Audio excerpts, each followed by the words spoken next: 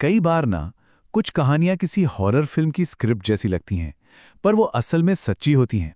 आज हम बात करेंगे ऐसी ही एक घटना की।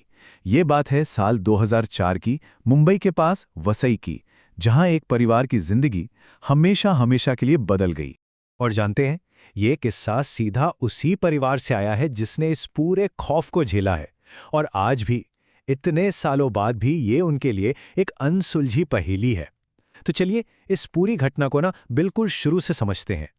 सोचने वाली बात है ना कि कैसे बस एक गलत मोड़, एक छोटा सा फैसला किसी की पूरी जिंदगी को डर के साए में धकेल सकता है।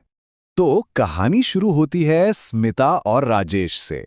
एक बिल्कुल आम, खुशहाल कपल जो अपने पहले बच्चे के आने का ना बड़ी बेसब्री से इंतजार कर रहे थे। सब कुछ एकदम परफेक्ट था, एकदम नॉर्मल। पर उन्हें क्या पता था कि उनकी इन खुशियों पर किसी की नजर लगने वाली थी। ये बात है मई 2004 की। रात का खाना खाने के बाद दोनों अपनी रोज की आदत के मुताबिक टहलने निकले। पर उस रात पता नहीं क्यों उन्होंने एक अलग रास्ता पकड़ लिया और चलते चलते वो पहुंच गए एक पुराने वीरान बंगले के पास। राजेश को ना वहां पहुंचते ही एक अजीब सी घबराहट होने लगी थी, एक बेचैनी। पर स्मिता उस बंगले को देखते देखते उसके पास लगे एक पेड़ के नीचे से गुजर गई। बस यही वो पल था, यही वो लम्हा था जिसके बाद सब कुछ बदलने वाला था। और उस रात के बाद स्मिता का बर्ताव धीरे धीरे बदलने लगा। जो चीजें शुरू में प्रेगनेंसी के लक्षण लग रही थी, वो बहुत जल्द एक भयानक रूप लेने वाली थीं। देखिए, शुरू शुरू में तो राजेश को लगा कि शायद प्रेगनेंसी की वजह से मूड स्विंग्स हो रहे हैं, होता है। लेकिन फिर स्मिता का बर्ताव बहुत ही ज्यादा अजीब होने लगा। वो एकदम चुप चुप रहने लगी, बिना किसी बात के गुस्सा करती और राजेश को अपने पास तक नहीं आने देती थी। और रातें रातें तो और भी ज्यादा डरावनी होने लगी थीं। स्मिता अक्सर घबरा कर उठ जाती, कहती कि कोई उसे छू रहा है या उसके ऊपर कोई भारी वजन है। राजेश ने तो अपनी आंखों से देखा था कि कैसे सोते हुए स्मिता के ऊपर से कंबल अपने आप धीरे धीरे खिसक जाता था। फिर एक रात राजेश ने हिम्मत करके स्मिता का हाथ पकड़कर सोने का फैसला किया। लेकिन कुछ ही सेकंड हुए होंगे कि उसे इतनी जोर का धक्का लगा कि वो बिस्तर से नीचे गिरते गिरते बचा। स्मिता में इतनी ताकत नामुमकिन था। जब उसने घबराकर पलटकर देखा तो उसके होश उड़ गए। स्मिता बिस्तर पर एकदम सीधी खड़ी थी और फिर धीरे धीरे उसके पैर बिस्तर से ऊपर हवा में उठने लगे। राजेश का तो मानो खून ही जम गया था। और तभी स्मिता के मुंह से एक भारी मर्दों जैसी आवाज निकली, दूर रह मुझसे, अब स्मिता हमेशा के लिए मेरी है और इसके पेट में जो बच्चा है उसे मैं मार डालूंगा।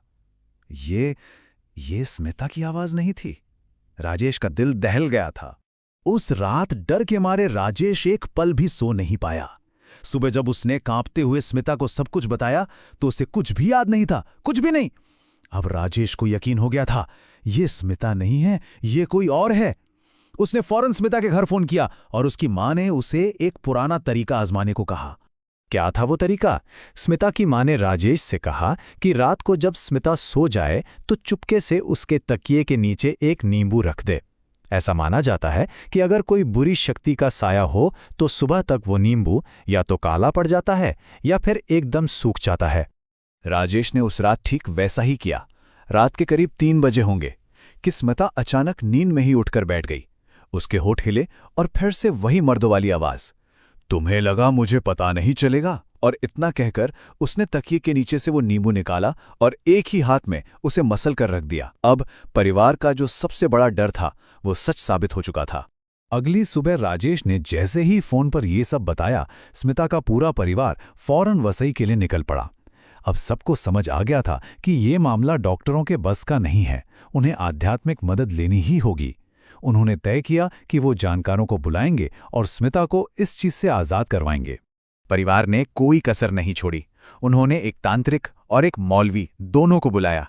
तांत्रिक ने तो घर में कदम रखते ही बोल दिया था, यहां तुम लोगों के अलावा कोई और भी है। शाम को वो पूरा अनुष्ठान शुरू हुआ।